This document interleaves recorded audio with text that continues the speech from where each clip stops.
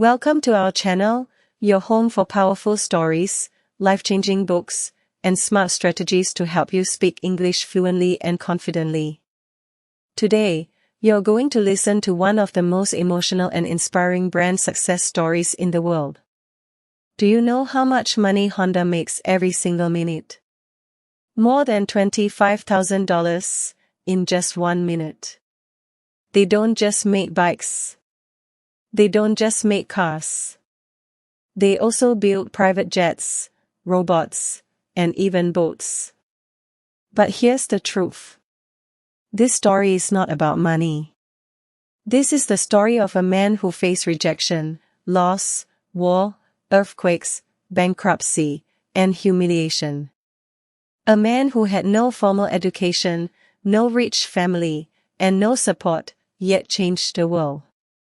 This is the story of Soichiro Honda, a man whose vision turned obstacles into opportunities. This story will teach you why failure is not your enemy, how pain can build your future, and how, even if the world says you can't, you still can. So watch this story till the end, because every chapter will give you hope, motivation, and, most importantly, simple English you can learn and understand easily. And if you enjoy the story, make sure to subscribe to our channel for more content like this. Chapter 1: The Boy Who Watched Wheels, Soichiro's Early Life. Soichiro Honda was born on November 17, 1906, in a small village called Kyo in Shizuoka Prefecture, Japan. He wasn't born in a city, but in a poor and quiet village. His family was poor, not just financially, but emotionally too. His father, Gyoki Honda, was a blacksmith. That means he used to repair bicycles, kitchen tools, and other metal items. He was very skilled with his hands. His mother, Mika Honda, was a weaver. She made cloth by hand.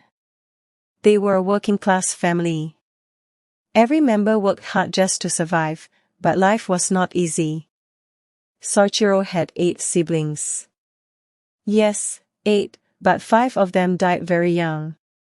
They were so poor, they couldn't even afford medicine. Soichiro faced pain.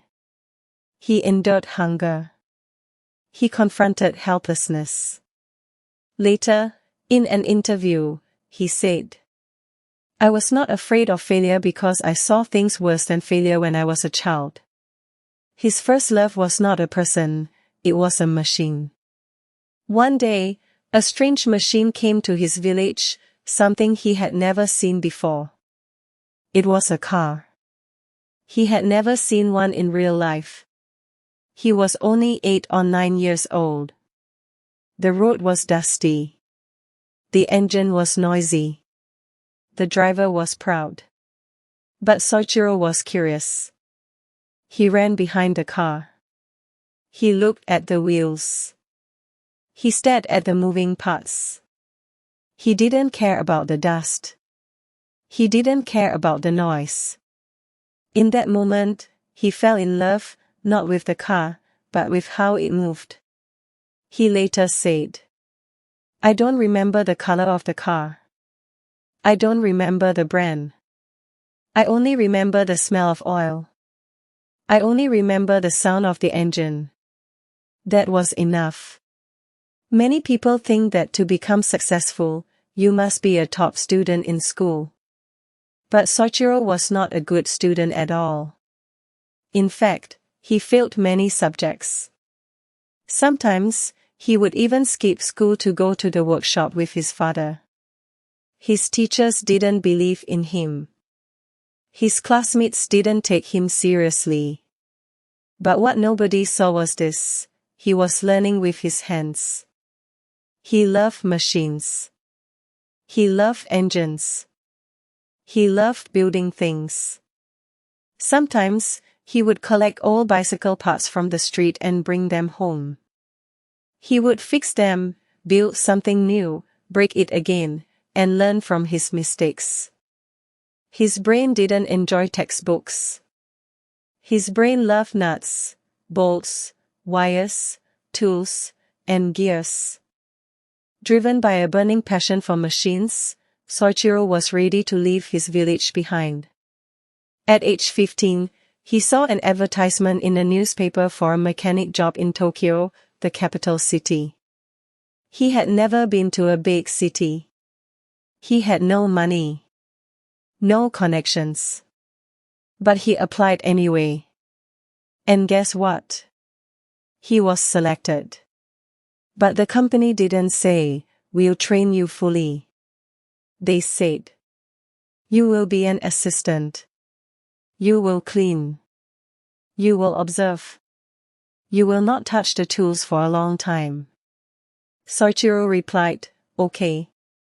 He didn't want a perfect job, he wanted a place to learn. He worked at Art Shokai, a small auto repair shop. The owner was impressed because Soichiro worked harder than anyone else. He cleaned the floor. He observed every repair. He watched every movement, listened to every sound, and remembered every detail. He stayed up late to learn. He asked questions. He read manuals. And soon, he got his first chance to build a racing car engine. At age 17, he helped his company win a race. By the time he was 22, he had big dreams.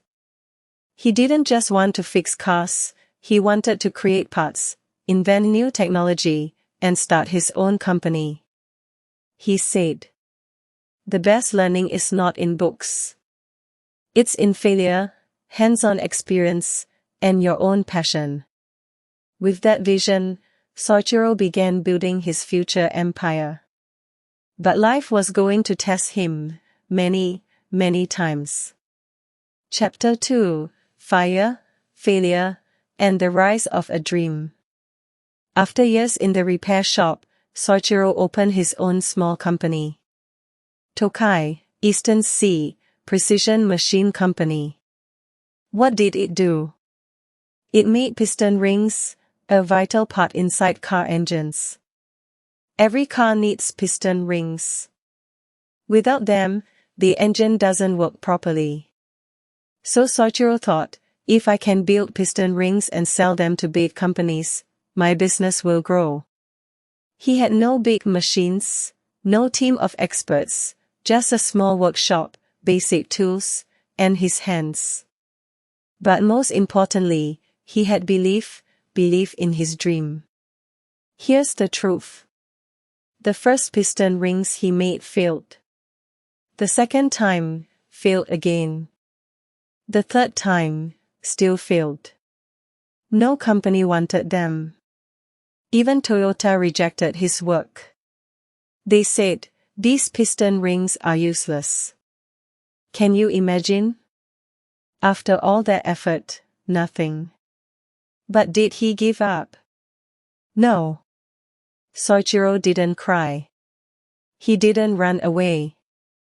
He said, "Success is 99% failure." He kept testing. He failed. He tested again. He attended technical school in the evenings. He used his savings, even sold his wife's jewelry to keep going. He tried more than 50 times. And finally, it worked. Toyota said, "Yes, we want your piston rings." It was like a dream come true. Soichiro smiled. Now my life would change. Toyota gave him a big contract. He began building a new factory, hiring workers, buying tools.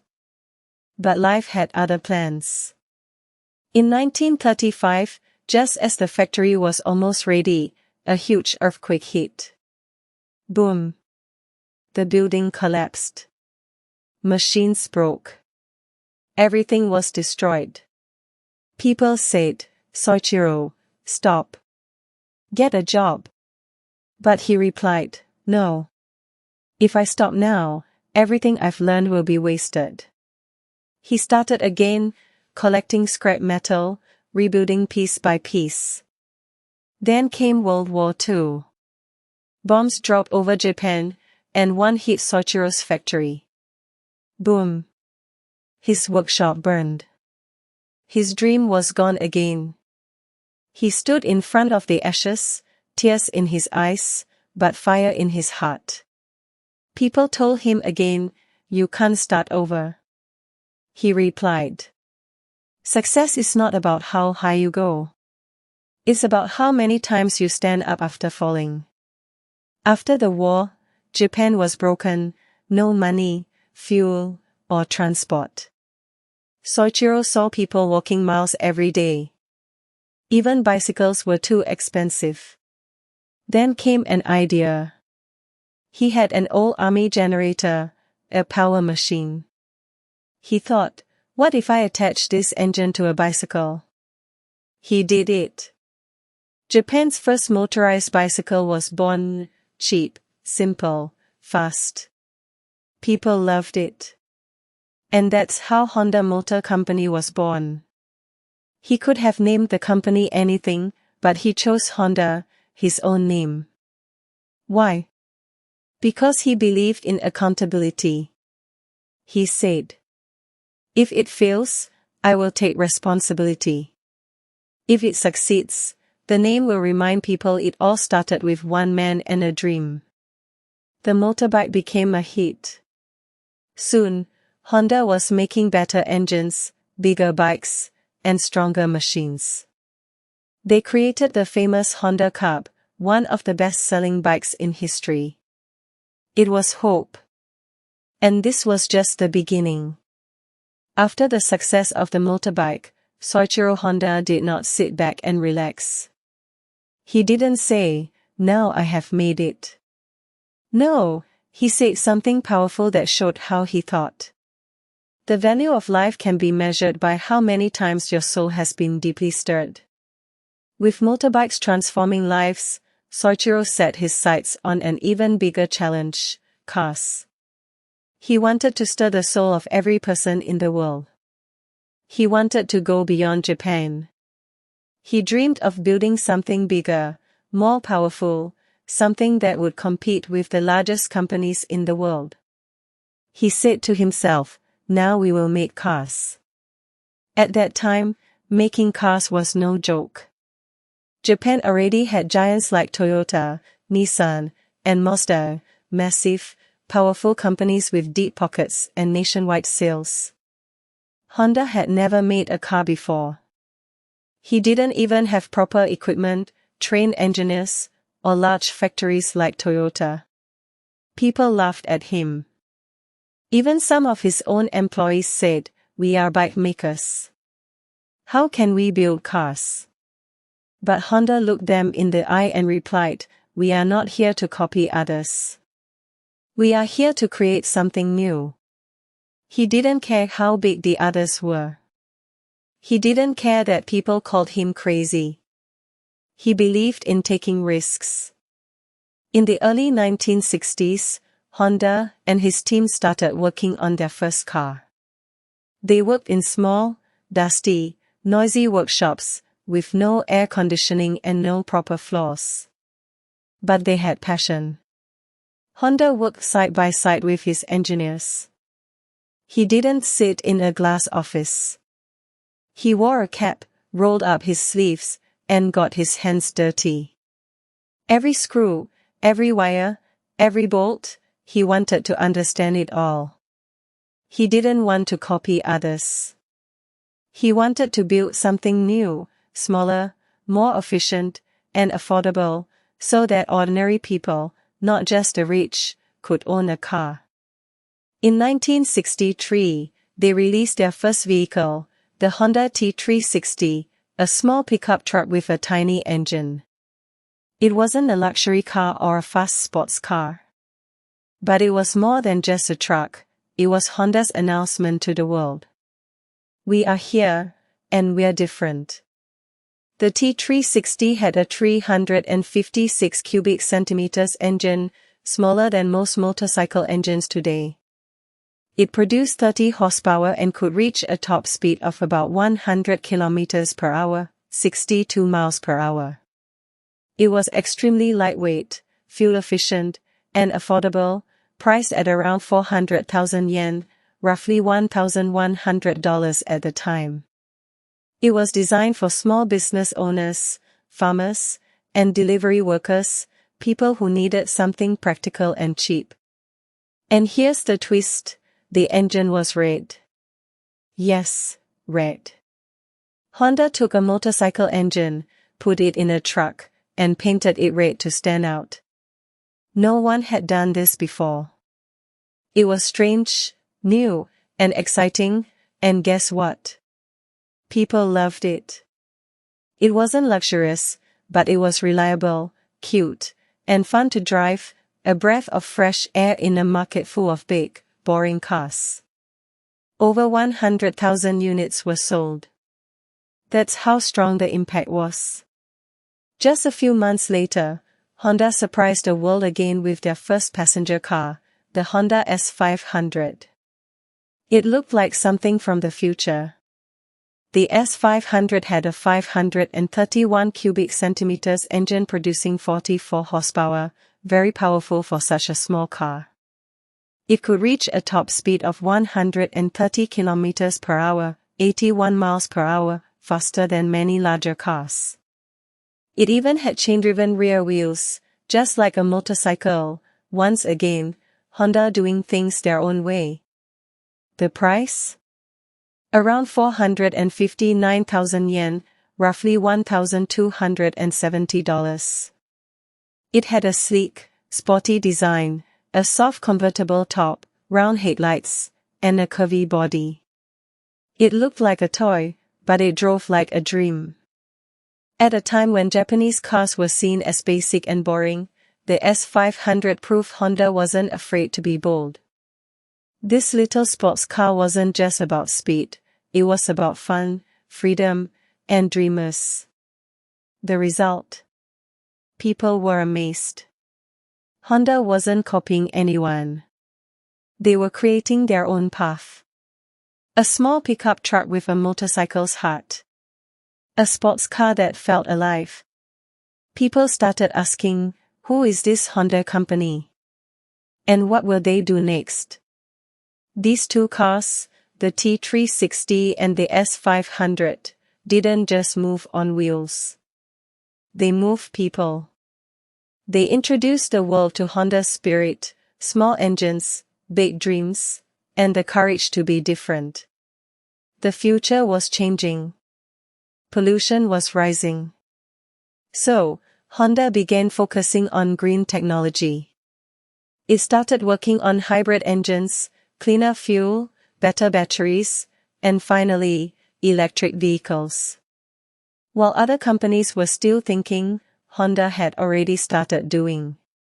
Having soared into the skies, Honda turned to a new mission, enhancing human lives.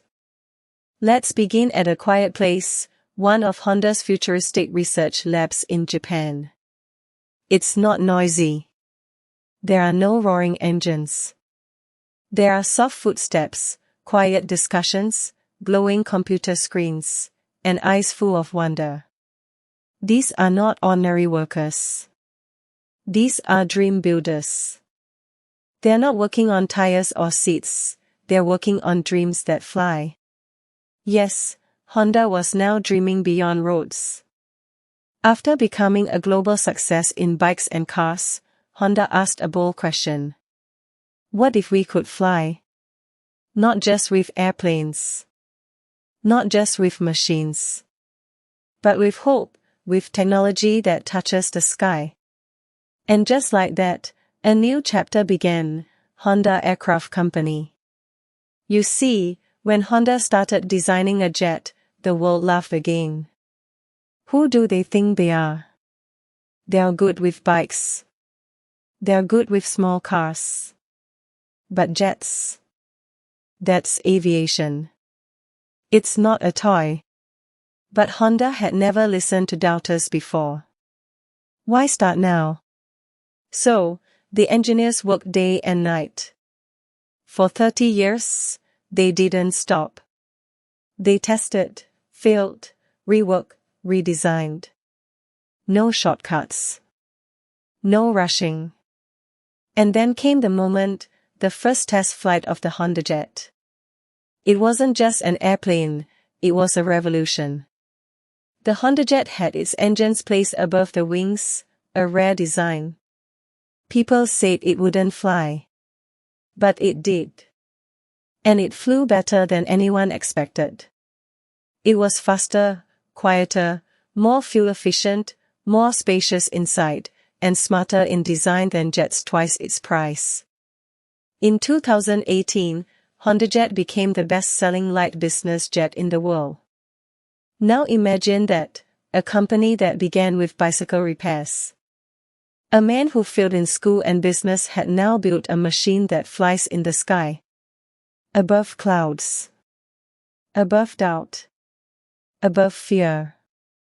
This isn't just business. This is human achievement. And still, Honda was not done. It looked again into the future and asked, what do humans really need in the next 50 years? The answer wasn't speed. It wasn't power. It was care. The world is aging. People are living longer, but they need support, love, and help. So, Honda turned its eyes towards something new, robots. Not scary ones. Not cold machines. But gentle, kind, smart robots who could help the elderly, support children, and assist the disabled. And thus, Honda created something magical, the world's most advanced humanoid robot at the time, Asimo. A little white robot shaped like a child in a spacesuit. But this child could walk, talk, run, climb stairs, wave hello, carry objects, and understand voice commands. People cried when they saw it. Children reached out to touch its hands. It wasn't just a robot. It was a symbol of hope, a vision of a future where machines don't replace us, they support us. And still, Honda was not done. It started investing in hydrogen fuel technology, dreaming of cars that emit only water, not pollution. It developed electric vehicles, smart navigation, AI systems, safety features, and even self-driving technology. It worked on walking assist devices for stroke patients. It designed solar energy systems for clean homes.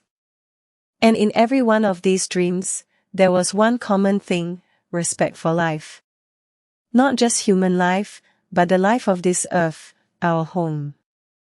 Because Honda believed that technology should serve humanity, not control it. That progress is only real when it brings peace, health, and hope. Let's now look at what makes Honda truly unforgettable. Is it the vehicles? The jet? The robot? No, it's the philosophy. Soichiro Honda once said, success represents 1% of your work, which results from the 99% that is called failure. That's it. The secret. He taught us that it's okay to fall, to cry, to be rejected, to be misunderstood. As long as you don't quit. As long as you stand up one more time than you fall. As long as you believe in your dream more than the world believes in your failure. Honda is proof that ordinary people can do extraordinary things. It's proof that your background doesn't matter, only your belief does. So, what happens now? Where does the story go from here? The truth is, it goes to you. Yes, you, reading this final chapter. This is no longer Honda's story. It's your story now. You are the dreamer. You are the creator. You are the next chapter. Soichiro Honda's legacy lives on, not just in machines, but in the courage to dream big. Ask yourself, what dream is sleeping inside you? What idea are you hiding because of fear? What gift do you carry in your hands? If a young boy in Japan can rise from a bicycle repair shop to touching the sky, so can you. Remember, you don't need perfect English to start. You don't need rich parents. You don't need fame or followers. You need one thing: courage. The courage to try, to fail, to rise, to try again, to be laughed at, to be lonely, to be strong, to become a light for others. So today, close this story with a full heart. Stand up from your chair and whisper these words to yourself. I will not die with my dream inside me. That's the real ending of this story, not in a book, not on a screen, but in your life. Because you, my friend, are not small. You are not weak. You are not lost. You are a burning fire. Let it rise. Let it shine. Let it fly like a Honda jet, above every limit, above every doubt, above everything the world said you could not do. This is the end of the story, but the beginning of you. Thank you for reading. Now go live your dream, because the road belongs to those who dare to drive it. If you enjoyed this story, give it a like and leave a comment below. Subscribe for more easy English stories and improve your English every day. Tell me in the comments, what did you learn from this story? What's one failure you've learned from in your life? Let's practice together.